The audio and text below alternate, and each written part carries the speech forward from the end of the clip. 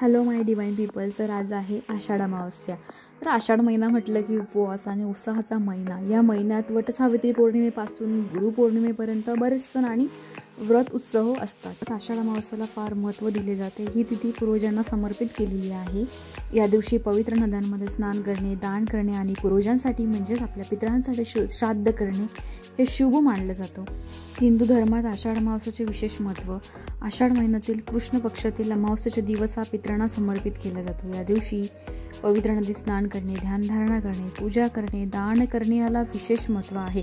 यासोबतच आषाढ अमावस्येला योग्य पद्धतीने पूजा आणि दान केल्याने पापांपासून मुक्ती मिळते अशी मान्यता आहे. तर अमावस्या या दिवशी तुम्ही उपाय करू शकता, जसे की आषाढ अमावस्येला घरात तुपाचा दिवा लावतो आपण. पिंपळाच्या झाडाला जलार्पण करा, दिवा लावा. पिंपळाच्या झाडाला 7 वेळा प्रदक्षिणा घाला. जलपूजन करताना नदीत 5 लाल फुले आणि 5 दिवे वाहत्या पाण्यात सोडा. तर तुम्ही कन्यापूजनही करू शकतात. ऋतुश्रोताचे पठण करणे शुभ मानतात. अशा प्रकारे तुम्ही आषाढ अमावस्या ही छान सेलिब्रेट करू शकता. Thank you so much.